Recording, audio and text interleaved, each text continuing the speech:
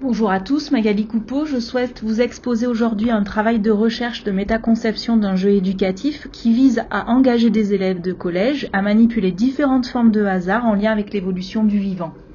Cette étude s'inscrit dans le cadre du projet EGRES, projet ANR porté par Alice Delcerré. Cette communication propose un focus sur l'analyse épistémologique a priori du prototype élaboré dans le cadre du projet. L'objectif de notre présentation est de discuter des choix épistémologiques nécessaires à la conception d'un jeu éducatif, choix qui sous-tendent un aller-retour entre les concepts en jeu dans la théorie de l'évolution du vivant et les éléments physiques et les mécaniques de jeu retenus. Nous exposons ici le travail de conception d'un jeu éducatif au travers l'analyse a priori de deux prototypes réalisés entre le modèle de l'évolution du vivant et les éléments physiques et mécaniques de jeu. Présentons tout d'abord le contexte de la recherche. Alors, pourquoi choisir cet objet d'étude de l'enseignement de l'évolution du vivant ? Eh bien, tout d'abord, c'est encore un objet de débat sociétal qui fait l'objet de controverses. C'est un objet d'enseignement délicat et selon Filière-Réal, une des difficultés de compréhension peut résider dans la place et le rôle que joue le hasard dans les mécanismes évolutifs. Par ailleurs, on le trouve dans les programmes de l'école primaire et du collège à différents niveaux de classe. Enfin, même si Jégou montre que les élèves de l'école primaire possèdent de véritables connaissances sur des faits d'évolution, au collège et au lycée, Fortin propose une catégorisation qui s'échelonne d'une conception pro-évolutionniste, où les élèves laissent apparaître une pensée en adéquation avec les savoirs scientifiques, à une conception créationniste, où les élèves rejettent l'idée même d'évolution des espèces. Selon Guéillon et à sa suite Merlin, 3 significations sont proposées pour le mot hasard, la chance, l'aléatoire et la contingence. Dans un processus évolutif, le hasard au sens de chance est associé à des mutations, sources de variations génomiques. C'est le hasard au sens de chance qui est employé ici, puisque les mutations ne constituent ni un avantage ni un désavantage a priori pour les individus, mais peuvent le devenir en fonction de leur environnement. Le deuxième sous-concept de hasard, l'aléatoire, renvoie à une approche statistique avec des probabilités aléatoires dans des mécanismes comme le brassage génétique ou la dérive génétique à l'échelle de la population. En effet, pour une génération de parents aux caractéristiques génétiques connues, la fréquence allélique de la génération suivante n'est pas strictement déterminée, mais dépend des lois de probabilité fonction de la taille de la population initiale. Ainsi, les variations au sein d'une population sont indépendantes de l'environnement. La prise en compte de l'aléatoire dans la théorie de l'évolution permet ainsi de dépasser une vision déterministe. Le troisième sous-concept de hasard, la contingence, représente un mécanisme combinant des événements fortuits, contingents dans une perspective historique. Le mécanisme évolutif qui est associé est la sélection naturelle. La sélection naturelle rend compte d'une sélection d'une variation à l'échelle de la population provenant de la rencontre de séries causales indépendantes. La prise en compte de la contingence permet de surmonter l'obstacle épistémologique du finalisme et de supprimer toute idée d'intentionnalité. Selon Filière-Réal, le concept de hasard est considéré comme une passerelle conceptuelle qui permettrait d'accéder à la compréhension de l'évolution du vivant. Il semble ainsi intéressant de réfléchir à l'enseignement de l'évolution du vivant en prenant en compte ces formes de hasard. Mais du point de vue des élèves, existe-t-il une relation entre leur compréhension de l'évolution du vivant et leur idée du hasard ? L'étude quantitative issue de ma thèse répond en partie à cette question. Sur la base d'un questionnaire fermé à échelle de Likert, nous avons exploré le lien qui pouvait exister entre la façon dont plus de 1600 collégiens âgés de 11 à 15 ans, issus du sud de la France, comprennent l'évolution du vivant, et celle dont ils appréhendent le hasard exemplifié par des situations de vie quotidienne que pourraient vivre les élèves. On note un faible degré d'accord avec la pensée probabiliste. Des analyses multivariées, on note un lien entre l'accord des élèves avec la pensée probabiliste et leur accord avec la pensée évolutionniste. On retient de cette étude l'importance de développer une appréhension du hasard aléatoire pour faciliter l'accès à la compréhension de la transmission des traits biologiques au fil des générations successives, ce qui rejoint les récents travaux de Filière-Réal. Par ailleurs, selon Gobert, un raisonnement à l'échelle de l'individu peut également faire obstacle à la compréhension de l'évolution du vivant, compréhension qui nécessite une pensée populationnelle probabiliste chez des collégiens. Au regard de ces obstacles, nous orientons notre réflexion pour la conception du prototype du jeu sur la dimension populationnelle de l'évolution du vivant et de ce fait sur les deux sous-concepts de hasard, aléatoire et contingence, qui nourrissent les mécanismes explicatifs de l'évolution du vivant à l'échelle de la population. Le projet Egress a démarré dans ce contexte afin d'engager des élèves de collège à manipuler différentes formes de hasard en lien avec l'évolution du vivant à partir d'un jeu éducatif. Mais pourquoi avoir choisi un jeu comme outil d'apprentissage de ces concepts de hasard évolutif ? Tout d'abord parce que, d'après Solinsky, le hasard, concept que nous visons, est intrinsèquement lié au jeu. Il est lié au jeu du fait de l'incertitude du joueur quant au résultat. Ensuite, parce que lorsqu'on demande à des collégiens de répondre à la question « Pour toi, ça t'évoque quelque chose le hasard ?», une des façons qu'ils ont d'exemplifier le hasard aléatoire est le jeu, comme par exemple le jeu de l'auto. Enfin, parce que selon Sanchez et Romero, le jeu permet d'expérimenter. Il y a des propriétés intrinsèques au jeu qui permettent de se détacher du contenu ou du contexte. Le jeu permet d'exercer sa liberté, y compris celle de se tromper sans être stigmatisé. Le jeu a également un caractère engageant et motivant, selon le concept de flow issu de la psychologie. Le jeu est également un espace de transition entre le virtuel et la réalité. En tant que tel, il présente des similitudes avec le monde réel, mais aussi des différences suffisantes pour donner aux joueurs l'accès à certaines caractéristiques du monde réel autrement trop complexes. On sait aussi qu'il est possible d'apprendre en jouant, surtout si on joue à des jeux bien conçus pour des objectifs d'apprentissage clairs, et si l'enseignant a mis en place des conditions nécessaires pour que le temps consacré au jeu soit intégré dans un scénario qui prenne en compte ces objectifs.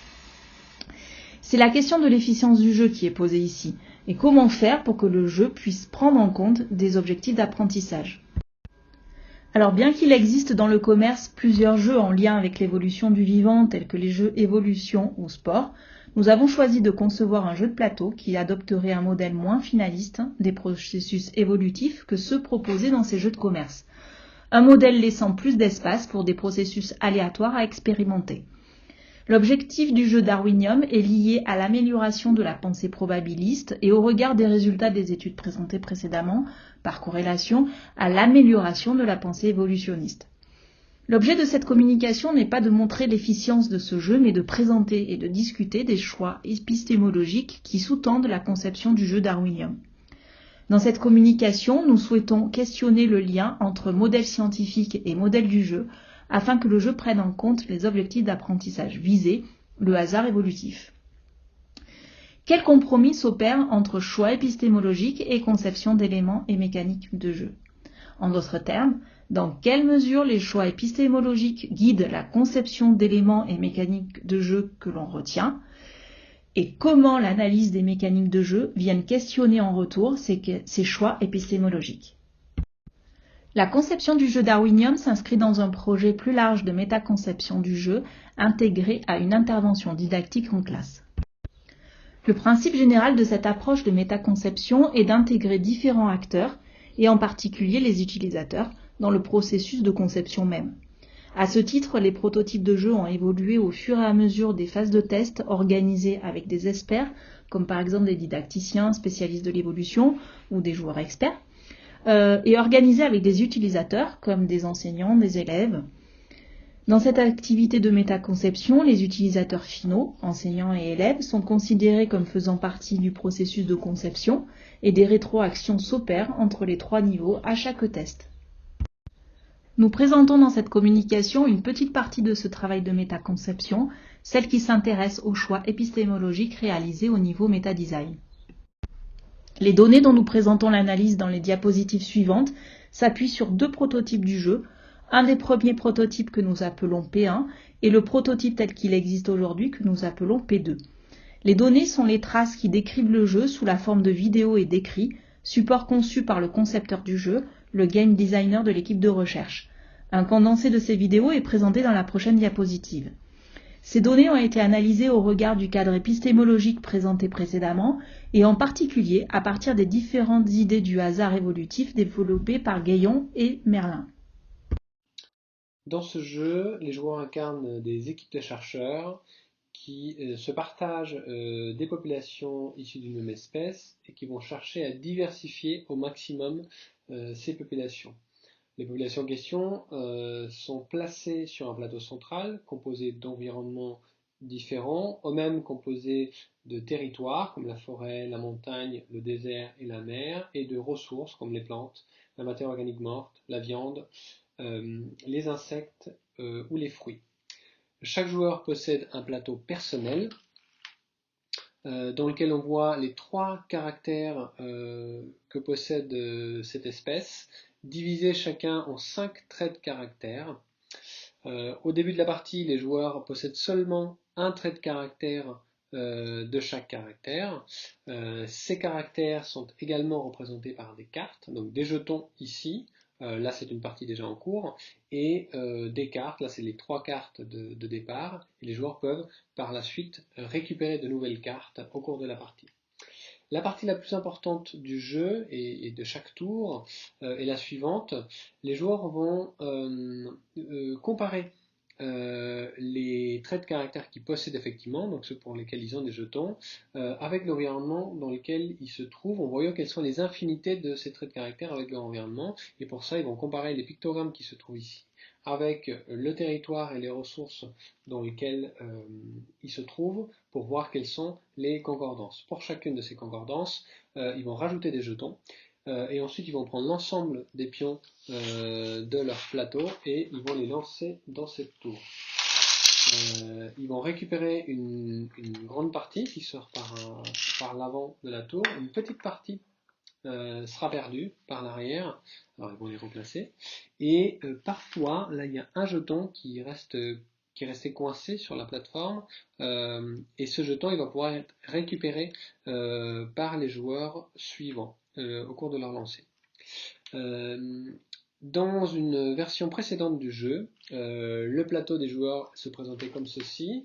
La tour, elle n'avait pas de sortie arrière, elle n'avait qu'une sortie devant, donc une petite partie des pions restait coincée à l'intérieur, la plupart sortaient par l'avant.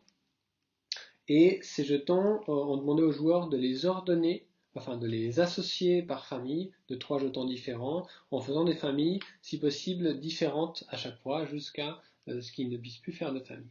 Dans les 2 cas, à la fin de cette phase-là, les joueurs vont pouvoir piocher de nouveaux traits de caractère sur la forme de cartes. Maintenant que vous connaissez le principe général du jeu Darwinium, nous vous présentons ici une partie des analyses a priori que nous avons faites. Nous faisons un focus sur un des éléments de jeu central, la tour, avec ses 3 étapes de jeu qui lui sont associées. Ces étapes renvoient au mécanisme de la sélection naturelle, du brassage reproductif et de la variabilité de la population. Comme vous venez de le voir dans la vidéo, avant de lancer des jetons dans la tour, chaque équipe prépare les jetons à lancer.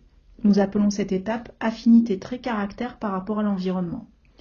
Ces jetons permettent de dématérialiser des probabilités d'apparition de traits dans une population. Dans les 2 prototypes, la quantité de jetons qui est jetée dans la tour renvoie à 2 concepts. Celui de la variation intraspécifique d'une population pour un certain nombre de jetons que nous appelons lot 1, et celui des probabilités plus ou moins grandes de transmission des traits selon qu'ils soient un avantage, un désavantage ou neutre pour un environnement donné pour un deuxième lot de jetons. Les jetons issus du lot 1 rendent compte du degré de fixation des variants dans la population. Plus le variant est représenté dans une population, plus il devrait être représenté à la génération suivante. Entre les 2 prototypes, la manière de constituer ce lot 1 n'a pas changé. En revanche, le niveau d'échelle de ce que représente le jeton n'est plus le même. Dans le premier prototype, un jeton représente un individu possédant un variant pour un des 3 caractères, alors que dans le deuxième prototype, un jeton représente la fréquence phénotypique pour ce variant. Cette modification situe le jeu à l'échelle d'une grande population et non à l'échelle de l'individu. Les jetons issus du lot 2, que ce soit dans les prototypes 1 ou 2, rendent compte du mécanisme de la sélection naturelle et de la contingence qui est associée. La modification de jeu entre les 2 prototypes n'existe que pour les besoins de calibrage du jeu. Une fois les jetons préparés, ils sont lancés dans la tour. C'est ce que nous appelons le brassage reproductif. Cette étape renvoie à la fixation de variants dans la population, fixation qui dépend de la répartition aléatoire des allèles au cours de la reproduction. C'est le mécanisme de la reproduction qui est visé ici, ainsi que le sous-concept d'aléatoire, probabilité, qui est associé. Avec la particularité pour le prototype 2 que l'ensemble des jetons rendent compte des variants possibles d'une population à grand effectif. Ce changement d'effectif de la population génère une nouvelle limite en lien avec le mécanisme de la dérive génétique, point que nous reprendrons dans l'analyse de la dernière étape du jeu. Deux différences entre les deux prototypes. La première est que les équipes ne font plus 2 tirages successifs dans la tour. Enlever cette étape simplifie les règles du jeu, mais génère une nouvelle limite, celle de la non prise en compte par le jeu du temps long, de manière explicite. Le concept de temps long, bien qu'essentiel dans la théorie de l'évolution, ne fait pas partie des concepts visés par le jeu, et pourra être pris en charge par l'enseignant en classe dans une phase de débriefing du jeu avec les élèves. La deuxième différence se situe au niveau de l'architecture de la tour. Dans le premier prototype, la tour rejette une grande partie des jetons et garde l'autre partie, ce qui impose aux joueurs de sélectionner les jetons pour la suite du jeu, rendant compte du mécanisme évolutif de la sélection artificielle, avec comme limite un mécanisme non aléatoire. Dans le deuxième prototype, la tour sépare les jetons en 3 parties, des jetons qui seront perdus, des jetons qui seront récupérés par les joueurs et des jetons qui restent coincés dans la tour. Les joueurs n'ont plus de sélection à faire, ce qui renforce le caractère aléatoire de la tour. Un autre point commun entre les deux prototypes est qu'entre les tirages de chaque équipe dans la tour n'est pas vidée. Des jetons peuvent s'accumuler et ressortir lors du tirage des joueurs suivants. Cette mécanique renvoie à la variabilité de la lignée. De nouvelles variations des caractéristiques, de nouveaux variants peuvent apparaître suite aux échanges reproductifs qui peuvent exister entre les différentes populations d'une espèce. Dans la dernière étape de jeu en lien avec la tour, les joueurs récupèrent des jetons du résultat du tirage, les positionnent sur leur tableau de bord individuel et piochent une carte caractéristique pour chaque caractéristique possédant peu de jetons. Pour les deux prototypes, cette étape renvoie à la variabilité de la lignée. En effet, lorsque le variant est moins avantageux, il est moins représenté dans la population. Les individus de la population qui portent le variant ont un taux de survie moins important, laissant place à ceux portant un variant différent qui pourrait devenir avantageux. Elle renvoie également aux probabilités de survie et de reproduction. C'est le mécanisme de la reproduction qui est visé ici, ainsi que le sous-concept d'aléatoire probabilité qui est associé. 3 différences entre les deux prototypes pour cette étape. Une première se situe au niveau de la gestion de ces jetons et à ce qu'ils renvoient. Dans le premier prototype, les jetons rendent compte à la fois de la diversité individuelle de la population et de sa taille, ce qui est source de confusion pour les joueurs et ce qui renforce la limite d'une pensée non populationnelle de l'espèce. De plus, l'utilisation d'un dé pour la gestion de ces jetons complexifie les étapes de jeu. Une deuxième différence existe entre l'intégration d'une pioche afin de rendre compte du caractère aléatoire de la fixation des variants dans la population. Une dernière différence sur ce que représentent les joueurs. Dans le deuxième prototype, les jetons ne rendent plus compte de la taille et de la diversité d'une population, mais rendent compte de la fréquence phénotypique d'un trait de caractère donné dans une population à grand effectif. Cette prise en compte d'une fréquence phénotypique dans une population à grand effectif rejoint la limite soulignée en deuxième étape, limite en lien avec le mécanisme de la dérive génétique. La taille de la population jouée est considérée comme grande. Dans ce cas, la dérive génétique est quasiment nulle. La fixation de nouveaux caractères devrait être moins fréquente, toutes choses égales par ailleurs. Or, dans le jeu, ce n'est pas un grand nombre de jetons qui sont joués, mais moins d'une dizaine. Dans la tour s'opère ainsi un tirage proche de ce qui pourrait se passer dans le cas d'une population à faible effectif. Dans une population à grand effectif, un pourcentage aussi important de nouveaux variants qui apparaîtraient n'est pas probable scientifiquement. Il nous est apparu plus important de modérer l'effet de la limite liée à la pensée populationnelle, pensée indispensable à la compréhension de la théorie de l'évolution, au risque de générer cette nouvelle limite liée au mécanisme de la dérive génétique. Limite qui pourra être prise en charge par l'enseignant en classe dans une phase de débriefing de jeu avec les élèves. Selon Bressou, le jeu a pour principal rôle de simplifier les faits afin de les rendre préhensibles, accessibles aux élèves. L'analyse a priori de quelques éléments et mécaniques de jeu, au regard des savoirs visés, met en exergue les compromis qui s'opèrent. Les sous-concepts de hasard et les mécanismes de l'évolution sont complexes à modéliser, Mais c'est justement l'appréhension de cette pensée complexe qui est visée dans ce jeu. En revanche, jouer avec des mécaniques de jeu compliquées, difficilement accessibles pour des élèves, ne doit pas augmenter cette complexité. D'autres travaux de didactique ont relevé l'intérêt des difficultés que peuvent rencontrer des élèves pour faire le lien entre des objets manipulés et les concepts auxquels ils renvoient. Le travail que nous avons présenté ici vise justement à repérer les limites du modèle porté par le jeu darwinien vis-à-vis des concepts de hasard et d'évolution, à repérer les boîtes noires que le jeu ne cherche pas à ouvrir et les leviers dont l'enseignant pourrait se saisir dans un temps de débriefing. Dans tous les cas, il semble nécessaire de fixer avant toute conception de jeu des objectifs d'enseignement clairs en lien avec des concepts issus d'un travail épistémologique et de garder une vigilance sur ces objectifs pendant les étapes de conception du jeu.